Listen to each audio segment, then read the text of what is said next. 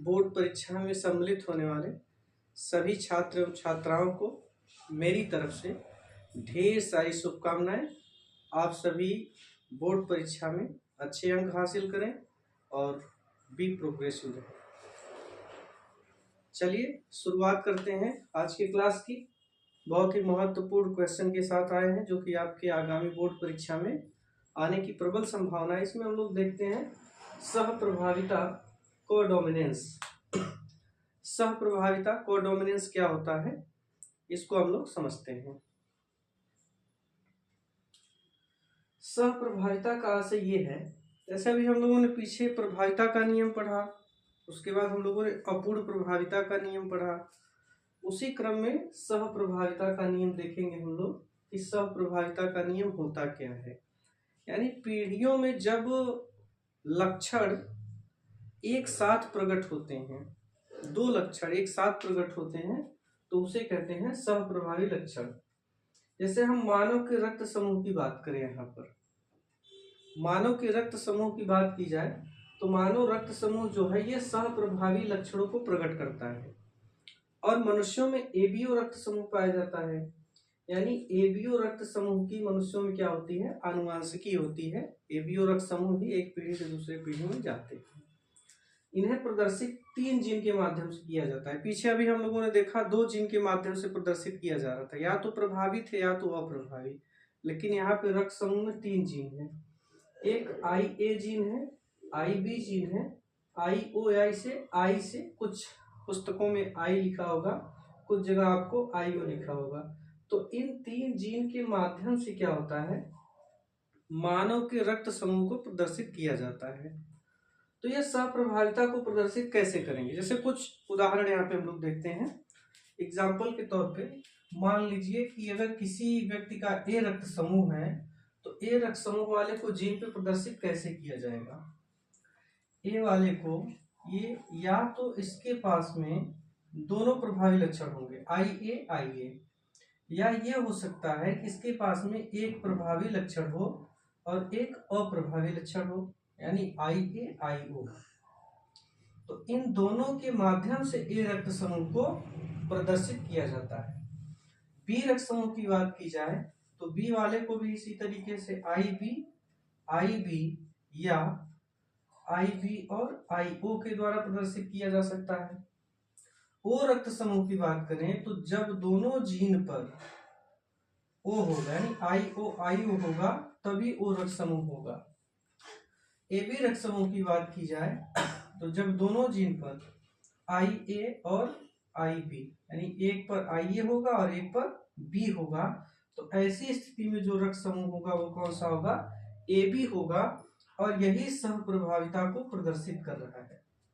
सहप्रभाविता का मतलब ये हुआ कि दोनों जीन के ऊपर जो यहाँ पे लक्षण है, दोनों लक्षण प्रकट हो।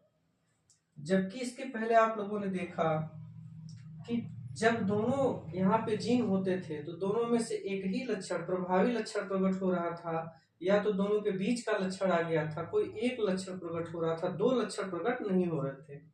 आप यहाँ पे देख रहे हैं कि A वाला भी अपने आप को प्रदर्शित कर रहा है और B वाला भी प्रदर्शित कर रहा है, यानी A और B दोनों रक्त समूह वाले लक्षण अपने आप को प्रदर्शित कर रहे हैं। तो ये रक्त समूह कौन सा हो गया, AB रक्त समूह हो गया। इसी को कहते हैं सहप्रभाविता कहते हैं। तो ये सहप्रभावी लक्षण है जो कि यहाँ पर प्रदर्शित हुआ। अब इसके बाद आगे आते हैं हम लोग अगले क्वेश्चन की तरफ। अगला क्वेश्चन है लिंग निर्धारण, सेक्स डिटर्मिनेशन। बहुत महत्वपूर्ण क्वेश्चन, इसमें से एक क्वेश्चन जरूर आता है। सबसे पहले हम लोग समझते हैं कि लिंग निर्धारण कहते किसे हैं। देखिए जाहिर सी बात है, जो लैंगिक जनन करने वाले प्राणी होते हैं उसमें नर और मादा होते हैं। तो नर और मादा को डिसाइड करने के लिए जीवों में लिंग निर्धारण की प्रक्रिया होती है। यानी लिंग निर्धारण के माध्यम से ये निर्धारित किया जाएगा कि जो अगली पीढ़ी में संतान हो रही है वो नर के रूप में होगी या मादा के रूप में होगी। उसी को प्रदर्शित करने की जो प्रक्रिया है उसे कहते हैं लिंग निर्धारण कहते हैं। और मैकलंग नामक वैज्ञानिक ने 1902 ईस्वी में सबसे पहले इन्होंने लिंग निर्धारण के क्रोमोसोम सिद्धांत को दिया, यानी गुणसूत्र सिद्धांत को। इन्होंने क्या किया, गुणसूत्र के आधार पर लिंग निर्धारण की प्रक्रिया को समझाने का प्रयास किया।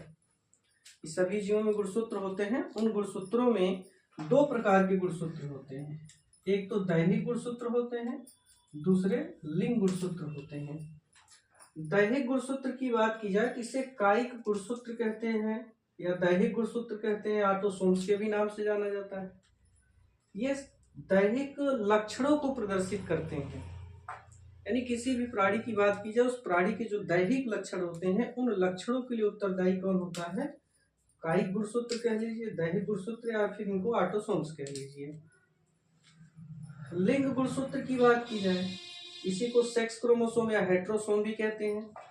इसी गुणसूत्र के माध्यम से, यानी लिंग गुणसूत्र के माध्यम से ही प्राणियों में ये निर्धारित किया जाएगा कि अगली पीढ़ी में जो संतान होगी या जो प्राणी होगा वो नर के रूप में होगा या मादा के रूप में होगा। तो यहाँ जीवों में कुछ टाइप्स दिए गए, कुछ प्रकार दिए गए हैं कि उनमें लिंग निर्धारण की प्रक्रिया क्या होगी, नर के पास क्या होगा, मादा के पास क्या होगा। देखते हैं हम लोग कुछ यहाँ पे। जैसे यहाँ पे है एक्स एक्स और एक्स वाई प्रकार, एक्स एक्स और एक्स वाई प्रकार। यहाँ पर क्या है, जो मादा है, मादा समयुग्मकी है, यानी मादा के पास में जो लिंग गुणसूत्र है ये समयुग्मकी है, एक्स और एक्स है। वही नर की बात की जाए तो नर के पास में एक्स और वाई है, विषम युग्मकी है। यानी यहाँ पे जो लिंग का निर्धारण करेगा वो कौन करेगा, नर करेगा। जैसे उदाहरण के तौर पे हम मनुष्य की बात करें, किसकी बात करें, मनुष्य की बात करें, तो मनुष्यों में जो लिंग का निर्धारण होता है वो लिंग का निर्धारण किसके द्वारा किया जाता है, नर के द्वारा किया जाता है, मादा के द्वारा नहीं किया जाता है। दूसरा प्रकार है यहाँ पर ZW और ZZ प्रकार। तो यहाँ पर क्या है, देखिए यहाँ पर मादा के पास में अगर देखा जाए तो यहाँ पे मादा के पास में क्या है, विषम युग्मकी है, ZW और ZZ प्रकार दिया है। यानी नर के पास सम युग्मक है और मादा के पास क्या है, विषम युग्मक है। तो यहाँ पर लिंग का निर्धारण कौन करेगा, यहाँ पे मादा करेगी। और इसका उदाहरण अगर देखा जाए तो जैसे पक्षियों की बात की जाए तो पक्षियों में जो लिंग का निर्धारण होता है वो किसके द्वारा होता है, मादा के द्वारा। मादा डिसाइड करेगी कि अगली पीढ़ी में जो संतान होगी वो क्या होगी। जैसे समझिए आप, देखिए ZW और इसका क्रॉस हो रहा है किससे, ZZ। यहाँ पे देखिए, अब यहाँ से मान लीजिए कि W गुणसूत्र और यहाँ से आया कौन सा, Z। जब ये दोनों मिलेंगे तो ZW। अब ZW का मतलब क्या हो गया, मादा।